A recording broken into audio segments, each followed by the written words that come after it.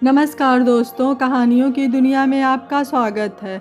इस चैनल पर आपको रोज़ नई नई सामाजिक और पारिवारिक कहानियाँ सुनने को मिलेंगी। कुछ कहानियाँ आपको हंसाएंगी, कुछ रुलाएंगी और कुछ कहानियाँ आपको गुदगुदा जाएंगी।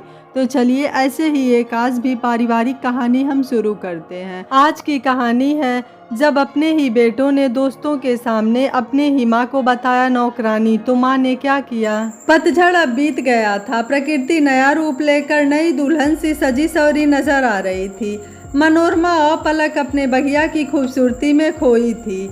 हो की आवाज़ से वो सकपका गई और नन्हे कृष्णा की खिलखिलाहट से पूरा वातावरण गूंज उठा। शैतान, दादी को डराता है? रुक जा, अभी तुझे बताती हूँ। दादी पोते की पकड़म पकड़ाई शुरू हो गई। कृष्णा आगे आगे और मनोरमा पीछे पीछे। अचानक कृष्णा लड़खड़ाया। बचा के सहसा मनोरमा के मुंह से चीख निकल पड़ी, जिसे सुनकर उसके पास बैठी दुलारी चाची ने जोर से कहा, अरे फिर से सपना देख लिया का? मनोरमा ने बेचैनी से इधर उधर देखा तो वो वृद्धाश्रम के एक छोटे से कमरे में थी। आंखों में खारा पानी छलक पड़ा। कितनी बार कहे तो से न जिया सलाहपन, जौन भुलाए गए उन्हें याद करके का पाई भला। दुलारी बोले जा रही थी, पर मनोरमा तो अतीत की परछाइयों के सहारे सहारे अपने घर पहुंच गई थी। सुनहरी किनारों वाली लाल बनारसी साड़ी, भरी हुई मांग और माथे पर बड़ी सी बिंदी, मोटे मोटे शुद्ध सोने के गहने उसके सौभाग्य और सत्ता की गवाही दे रहे थे। पंडित विद्याधर शास्त्री बनारस के जाने माने विद्वान थे। सरस्वती के साथ माता लक्ष्मी की असीम अनुकंपा थी उन पर। दो बेटे कृपाधर और दयाधर बड़े ही पितृभक्त थे। दिन रात उनकी सेवा में लगे रहते। एक बेटी जो सबसे छोटी थी, सावित्री, बिल्कुल सीधी साधी गौ। घर में दोनों बहुएं बड़े प्रेम भाव से रहती और मनोरमा जी की जी जान से सेवा करती थी।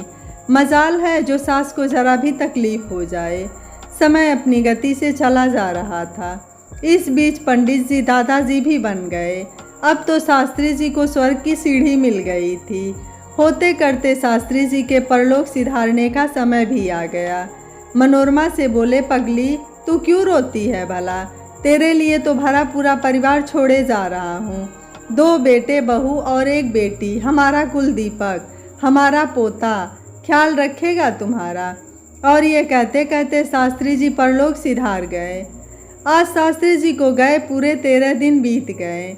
धर्मानुसार आज घर में ब्राह्मण भोज होना था। बड़ी बहू कमरे में आई। माँ जी, सामान देख लीजिए, जो कम ज़्यादा हो बता दीजिए। मैं क्या देखूं बहू, तुम सब हो न देखने के लिए।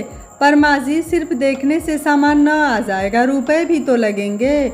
चाबी तो आपकी कमर में फंसी है अब तक। न जाने क्यों बड़ी बहू की बात में आस्ताने की कड़वाहट थी। मनोरमा ने चाबी का गुच्छा आगे बढ़ाते हुए कहा, ले अब तू संभाल इसका बोझ, मैं तो थक गई। सारा काम अच्छे से निपट गया। सबके जाने के बाद सावित्री खाना लेकर कमरे में आई। माँ, खाना खा लो। और सब खा चुके? हाँ, सब खा चुके, सावित्री ने गंभीर स्वर में उत्तर दिया। तूने? नहीं माँ, तुझे छोड़कर कैसे खा लेती। मनोरमा हवा का बदलता रुख भाप गई। वो चुपचाप खाना खाकर बिस्तर पर चली गई।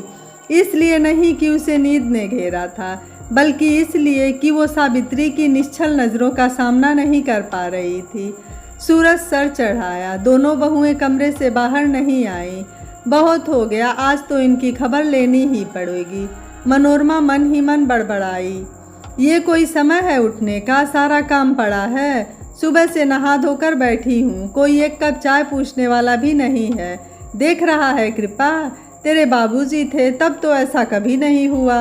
माँ, तू भी जरा सी बात का बतंगड़ बनाती है। अरे नींद है, थोड़ी देर से खुली। अगर तुझे चाय पीनी थी तो बना लेती। मनोरमा तो जैसे नींद से जागी। उसने ऐसे जवाब की उम्मीद नहीं की थी। आज ये एहसास हो गया कि कुछ रिश्ते भी गिरगिट के खानदानी होते हैं, मौके पर रंग बदल लेते हैं। जैसे जैसे समय बीतता गया, उसके हाथ की सत्ता अब बहुओं के हाथ में सरकने लगी। घर के काम का सारा बोझ अब सावित्री पर आ पड़ा। बेचारी अपने ही घर में दासी बन गई थी। तू इतनी बड़ी हो गई, एक काम भी ढंग से नहीं होता तुझसे। बड़ी बहू के कमरे से चिल्लाने की आवाज़ आ रही थी। मनोरमा लपक कर पहुंची। सावित्री सिर झुकाए खड़ी थी। क्या हुआ बहू, जो इतने जोर से चिल्ला रही है? कुछ तो ख्याल रखो घर के मान का। हाँ हाँ, तो इस बेटी को सिखाओ मान का पाठ। बड़ी बहू ने बड़ी ढिठाई से उत्तर दिया और पैर पटक कर बाहर चली आई। सावित्री माँ के गले लगकर रो पड़ी। आज मनोरमा को लगा कि उस दिन शास्त्री जी के साथ इस घर से उनका मान सम्मान सब चला गया था। क्या हुआ बेटी? उसने रोती सावित्री के आंसू पोंछते हुए पूछा। माँ, भाभी की साड़ी इस्त्री में चिपक गई मुझसे। कोई बात नहीं, वो तुझसे बड़ी हैं, बड़ों की बात का बुरा नहीं मानते, अब चुप हो जा। मनोरमा ने बेटी को तो चुप करा दिया, लेकिन आज जो अपमान की कटार उसके कलेजे में धंसी थी, उसके दर्द ने उसे सोने नहीं दिया। सुबह होते ही दोनों बेटों के पास पहुंच गई और बोली, कृपा, मुझे तुझसे बात करनी है। नहीं माँ, अभी समय नहीं है, लेकिन मुझे अभी बात करनी है। माँ की तलखी के आगे कृपा झुक गया। हाँ बोलो, क्या बात है? हमें अब सावित्री का ब्याह कर देना चाहिए। कब तक घर पर बैठा कर रखेंगे? तुम आज ही शुक्ला जी से बात कर लो। अरे माँ, मैं उनसे बात कर चुका हूँ। दहेज के लिए बड़ा समूह फैला रहे हैं। कहते हैं कि उनका बेटा अब डॉक्टर बन गया है, तो शादी में दहेज भी उसी हिसाब से देना होगा। मैंने तो साफ मना कर दिया, जहाँ दहेज मिले वहाँ कर लो रिश्ता। अरे लेकिन ये रिश्ता तेरे बाबूजी तय कर गए थे और दहेज के लिए लाखों रुपए रख छोड़े थे, उनका क्या? हाँ, तो कौन सी मड़ियों का पिटारा रख गए थे बाबूजी? छोटे बेटे ने बीच में बात काटते हुए कहा।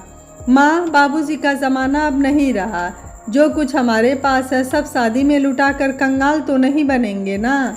मनोरमा खून के घूंट पीकर रह गई। करती भी क्या? वो अच्छे से जानती थी कि अब इस घर में उसकी हैसियत एक फूटी कौड़ी जितनी भी न थी। दोनों भाइयों ने सावित्री का विवाह ऐसे घर में तय किया जहां दान दहेज न देना पड़े। किसी ने मनोरमा से एक बार पूछा भी नहीं। आज कुछ मेहमानों के बीच सावित्री का विवाह संपन्न हो गया। 2 जोड़ी कपड़ों के अलावा कुछ न दिया, अपने पिता की प्रतिष्ठा का ध्यान भी न रखा। मनोरमा यही सोच रही थी। तभी सावित्री अपनी माँ से भेंट करने को आगे बढ़ी, तो वो बेटी का हाथ पकड़कर उसे अपने कमरे में ले आई। बड़ी बहू आगे बढ़ी तो दरवाज़ा उसके मुंह पर बंद कर मनोरमा ने तीखे स्वर में कहा, आज मैं अपनी बेटी से अकेले में बात करूंगी। देखा मैंने कैसे तेरा ब्याह किया इन लोगों ने, पर तू चिंता मत कर, मैं अपने सारे गहने तुझे ज़रूर दूंगी। आंसू पोंछते हुए उसने अपने गहनों का डिब्बा खोला, पर उसकी किस्मत की तरह वो भी खाली था। मनोरमा बेटी को गले लगाकर फपक फपक कर रो पड़ी। माँ, रोती क्यों है? मेरे लिए तो तेरा आशीर्वाद ही बहुत है, मुझे और कुछ नहीं चाहिए माँ। सावित्री ने उसके आंसू पोंछते हुए कहा और चल दी अपनी नई दुनिया की ओर। मनोरमा अब बिल्कुल अकेली रह गई। अच्छा किया जो तूने सारे गहने पहले ही निकाल लिए, तू बड़ी सयानी है। दया अपनी पत्नी की तारीफ करते नहीं थक रहा था। अब तो बहुएं फूटी आंखों भी सास को पसंद न करती, बात बात पर ताना मारती, दिन भर घर का सारा काम करके भी 2 वक्त की रोटी ढंग से न मिलती। आज तो घर छोड़कर जाने का मन बनाकर दहलीज के बाहर कदम रखा, पर समाज का ख्याल आते ही ठिठक गई। नहीं नहीं, लोग क्या कहेंगे कि शास्त्री जी की पत्नी ने अपने कुल का नाम डुबो दिया, घर छोड़कर चली गई। अरे बच्चों से रूठकर कोई घर छोड़ता है? वापस अपने कमरे में जाकर अपने नसीब पर आंसू बहाने लगी। नन्हा कृष्णा आज दादी की गोद में आके बैठ गया। बूढ़ी आंखों से खुशी झरने लगी। बार बार पोते का मुखड़ा चूमती, अपने सीने से लगाती। कृष्णा भी अपने कोमल हाथों से दादी के आंसू पोंछता। तभी बड़ी बहू तमक कर आई और कृष्णा को ऐसे अपने सास की गोद से अलग किया जैसे उसे कोई छूत की बीमारी हो जो उसके बेटे को चिपक जाएगी। चल चल अंदर, बड़ा आया दादी का टट्टू। रोते हुए कृष्णा को घसीट कर ले जाते समय बड़ी बहू जोर से सुनाती जा रही थी। मनोरमा असहाय की भांति ताकती रह गई। बस वो उठी, बोझिल कदमों से चलकर बगीचे में पहुंचकर अपने ही लगाए आम के पेड़ से लिपटकर खूब रोई। वो पेड़ हमारी आपकी तरह चेतन तो नहीं था, पर वह इतना जड़ भी न था कि किसी के दुख को महसूस न करे। अपने पत्ते को हिला हिला कर मानो सांत्वना दे रहा हो अपने पालनहार को। मनोरमा ने इस बगीचे को बड़े जतन से संवारा था। जब मन भारी होता आ जाती थी इन बेजुबान पेड़ पौधों के बीच अपना दुख साझा करने। होते करते काफ़ी समय बीत गया। सावित्री भी अब अपने भाइयों के रूखे व्यवहार के चलते नहीं आती थी। आज कृष्णा का जन्मदिन है। आज वो पूरे 5 साल का हो गया। मनोरमा मन ही मन बड़ी खुश। सोचा जाकर एक बार अपने पोते को गले लगाकर आशीर्वाद दे आए, लेकिन तभी बूढ़े कदम ठिठक गए। सामने से कृपा कुछ तेज कदमों से चला आ रहा था। आंखों में उम्मीद की एक किरण सी जागी। लगता है बेटा मुझे ही बुलाने आया है। सब आज मंदिर जा रहे होंगे। माँ, आज घर में पार्टी है। कुछ खास मेहमान भी आ रहे हैं मुंबई से, इसलिए तू आज अपने कमरे में ही रहना, बाहर मत आना। तेरी बहू की सहेलियाँ आ रही हैं, बड़े लोग हैं। तुझे ऐसे देखकर न जाने क्या सोचे, बेकार में बेइज्जती हो जाएगी। नहीं बेटा, भला एक माँ अपने बच्चों की बेइज्जती क्यों कराएगी। मैं बाहर नहीं आऊँगी। घर में दिन भर से हलचल मची है। तरह तरह के पकवान बन रहे हैं। मेहमानों का आना लगा है। सब हंसी ठिठोली में मगन है, पर किसी का ध्यान भूखी मनोरमा पर नहीं गया। शाम का समय, केक काटने की तैयारी चल रही है। बड़ी बहू आज अपनी मुंबई की सहेलियों को दिखाने के लिए पूरे अंग्रेजी तौर तरीके अपना रही थी। कृष्णा ने केक पर छुरी चलाई तो हैप्पी बर्थडे का तराना वातावरण में गूंज उठा। मनोरमा के लिए ये सब नया था। वो बेचारी बेचैन होकर इधर उधर डोलने लगी। तभी दरवाजे की झिर्री से कृष्णा की एक झलक दिखी। मन खुश हो गया। पर ये क्या, ये आदमी तो बिल्कुल सामने ही आ गया। मेरा कृष्णा तो छिप ही गया। वो कमरे से बाहर आकर पिछली वाली खिड़की से उचक कर अपने पोते को निहारने लगी। कितना प्यारा लग रहा है मेरा बच्चा, नज़र न लग जाए। कहीं दूर से ही बलाएं ले रही थी। खो गई उस पल में, समय का ध्यान न रहा। अरे मेरा झुमका कहाँ गया, कहाँ गया? ढूंढो ढूंढो, यही होगा। चला कहाँ गया? कोलाहल से मनोरमा का ध्यान टूटा। वो अपने कमरे की तरफ बढ़ी ही थी, तभी किसी ने तेज आवाज़ में कहा, ऐ रुको, कहाँ जाती हो?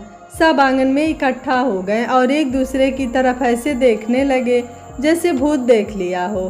तभी एक सवाल गूंजा, ये कौन है और यहाँ घर के अंदर क्या कर रही है? बूढ़ी माँ ने बड़ी उम्मीद से बेटों की तरफ देखा कि जैसे वो अभी बोलेंगे ये तो हमारी माँ है, लेकिन जिनकी आंखों का पानी मर गया था वो क्या बोलते भला? बड़ी बहू तपाक से बोली, अरे नौकरानी है हमारे घर की, तरस खाकर घर में जगह दे दी है तो सिर पर बैठने का सोचती है। जाओ कमरे में। अरे वाह, ऐसे कैसे जाएगी भला? मेरा झुमका इसी ने चुराया होगा। तो वो औरत आगे आई और सबके सामने ही तलाशी लेने के लिए हाथ आगे बढ़ाए। झुमका मिल गया। किसी ने आवाज़ लगाई। सब आवाज़ की दिशा में चल दिए। आज फूट फूट कर रोई। ऐसा तिरस्कार अपने ही घर में अपने ही बच्चों के हाथे। टूट गया एक माँ का दिल। वो जहाँ खड़ी थी वहाँ से कमरे और बाहर के दरवाजे की दूरी समान ही थी, लेकिन आज उसके कदम अपने आप ही बाहर की ओर बढ़ चले। न समाज की चिंता थी, न लोग क्या कहेंगे का भय। चली जा रही थी अकेले अपनी दुनिया को पीछे छोड़कर। वो घर जिसे बड़े जतन से बसाया था, वो बेटे जिन्हें अपना दूध पिलाकर बड़ा किया, वो बहुएं जिन्हें बड़े अरमानों से लाई थी, और वो कुलदीपक जिसके रोशन होने पर सारी लाज शर्म छोड़कर खूब नाची मारे खुशी के। सब छूट गया था पीछे। स्वरा जल्दी से घर पहुंचना चाहती थी, इसलिए कार की स्पीड कुछ ज़्यादा ही थी। सामने कोई परछाई सी नजर आई। पूरी ताकत से ब्रेक लगाया, लेकिन गाड़ी रुकते रुकते किसी को टक्कर मार ही गई। उसने जल्दी से दरवाज़ा खोला, बाहर निकली। सामने का नज़ारा देखकर होश हवा हो गए। सड़क पर एक बूढ़ी औरत पड़ी थी जो गाड़ी के टक्कर से बेहोश हो गई थी। स्वरा ने इधर उधर नज़र दौड़ाई। सामने चाय का खोखा था। उसने खोखे वाले की मदद से उसे गाड़ी में डाला और तुरंत हॉस्पिटल को दौड़ी। पूरी रात के बाद सुबह उस औरत ने आंखें खोली। स्वरा ने चैन की सांस ली। चलो फाइनली आपने आंखें तो खोली। माँ जी, कल रात आप मेरी गाड़ी से टकराकर बेहोश हो गई थी। सारी रात बेहोशी में बीत गई, लेकिन चिंता की कोई बात नहीं। अब आप बिल्कुल ठीक हैं। चलिए मैं आपको घर छोड़ दूँ, सब परेशान होंगे। ये सुनकर मनोरमा की आंखों में आंसू आ गए। उसने धीरे से कहा, मेरा कोई नहीं है, और उठने का प्रयास करने लगी। मैं चली जाऊंगी बेटा, पर कहाँ, जहाँ किस्मत ले जाए। स्वरा एक वृद्धाश्रम से जुड़ी थी। इस तरह के केस उसके सामने आते ही रहते थे। माँ जी चलिए, मैं आपको एक जगह ले चलती हूँ, जहाँ आपका घर तो नहीं होगा लेकिन घर जैसा ज़रूर होगा। स्वरा मनोरमा को साथ लेकर वृद्धाश्रम पहुँची। चारों तरफ हरे भरे लहराते खेत, गुलमोहर के फूलों से लदे हुए, पेड़ों की कतारें मानो आगंतुक का स्वागत कर रहे थे। गेट पर पहुंचने पर उन दोनों का स्वागत किया। आश्रम की सबसे बुजुर्ग सदस्य दुलारी काकी ने, आओ बहन, आपके घर में आपका स्वागत है। बहुत दिनों बाद आज किसी ने अपना माना था। मनोरमा को समझ नहीं आ रहा था, इतने सारे बुजुर्गों को यहाँ देखकर खुश हो कि वो इस संसार में अकेली नहीं है जो अपने ही बेटों द्वारा ठगी गई है, या फिर इस बात का रंज करे कि इतने लोगों को अपनों ने ही दरबदर कर दिया है। अरे अब अंदर आ जाओ, दरवाजे पर ही खड़ी रहोगी क्या? दुलारी काकी का स्वर गूंजा। नहा धोकर मनोरमा ने खाना खाया और ये तय किया, अब वो अपनी पिछली जिंदगी को पीछे छोड़कर आगे बढ़ेगी। आज आश्रम में रहते हुए 1 वर्ष होने को आया। इस बीच कभी कभी कृष्णा की यादें उसे बेचैन कर देती थीं। आज भी वो बेचैन है। तभी दुलारी काकी अपना डंडा खटखट करती कमरे में आई। अरे मनो, चलो, हम सबको मैनेजर ने हाल में बुलाया है। कोई बाहर से हमारे लिए कुछ सामान लाया है। सब हॉल में आ गए। पति पत्नी है जो हम सबको कुछ ज़रूरत का सामान देने आए हैं। मनो, दुलारी ने कान में फुसफुसाया। उसने गहरी सांस लेकर सिर नीचे झुका लिया। आज भी दान लेना उसे भाता नहीं था। माँ, सहसा ये शब्द सुनकर मनोरमा ने चौंक कर ऊपर देखा। सामने सावित्री अपने पति के साथ खड़ी थी। भावातिरेक में आंसू झरझर गिर रहे थे। माँ, तू ठीक है, जिंदा है? मुझे तेरे मरने की खबर दे गई थी। लेकिन माँ, तू यहाँ कैसे? मनोरमा जी ने सारी कहानी उसे बताई। मेरे भाई इतने नीच हैं माँ, अपनी माँ को ढूंढने के बजाय उसे मृत बता दिया। सावित्री माँ के गले लगकर बिलख रही थी और अपने भाइयों को कोस रही थी, पर मनोरमा को कोई आश्चर्य नहीं हुआ। विनय ने बड़े ही सहज भाव से कहा, माँ, हम तो अनजान थे, पर तुम तो हमारे पास आ सकती थी। क्या हम इतने पर आए थे जो एक बार हमें अपना दर्द भी नहीं बताया? उन लोगों का अत्याचार सहती रही, एक बार बता देती, हम अपने घर ले आते। नहीं नहीं बेटा, दामाद के घर जाती तो समाज क्या कहता? कौन सा समाज माँ? जिस समाज में बेटा अपनी बूढ़ी माँ को नौकरों की तरह रखता है, जिस समाज में अपनी जीती जागती माँ को मृत बता देता है, उसे घर छोड़ने पर मजबूर कर देता है। मुझे नहीं सरोकार ऐसे समाज से। सावित्री बिना रुके बोले जा रही थी और सब उसे एकटक देख रहे थे। चल माँ, आज तेरी बेटी तुझे लेने आई है। हाँ चलो माँ, अपने दामाद के घर नहीं बल्कि अपने बेटे के घर चलो। जब सावित्री मेरी माँ को अपनी माँ मान सकती है तो उसकी माँ मेरी माँ क्यों नहीं बन सकती माँ? पूरा हाल तालियों की गड़गड़ाहट से गूंज उठा। दुलारी काकी ने आगे बढ़कर कहा, जाओ मनो, तुम्हारी बेटी तुम्हें लेने आई है, जाओ।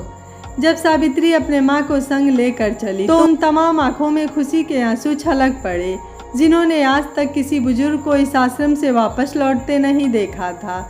गुलमोहर के झड़ते फूल मानो मनोरमा की वापसी की खुशी मना रहे थे। दोस्तों, अक्सर देखा जाता है माँ बाप की प्रॉपर्टी में हिस्सा तो सभी को चाहिए होता है, लेकिन उनकी जिम्मेदारी उठाने के लिए कोई बच्चा तैयार नहीं होता है। लेकिन कहा जाता है ना कि लड़कियां पैदा होने के समय ही अपनी किस्मत साथ लेकर चलती हैं। वही हुआ सावित्री के साथ। उसे इतना अच्छा जीवन साथी मिला कि जिसने उसके मायके के दर्द को तो भर ही दिया, साथ में उसकी माँ को भी अपनी ज़िंदगी में माँ का स्थान दिया। आपको सावित्री और विनय का फैसला कैसा लगा, आप मुझे अपनी राय कमेंट बॉक्स में ज़रूर दीजिएगा। वीडियो पसंद आया है तो वीडियो को लाइक, शेयर एंड चैनल को सब्सक्राइब कर लीजिएगा। Thank you for watching. मिलते हैं अगली कहानी में।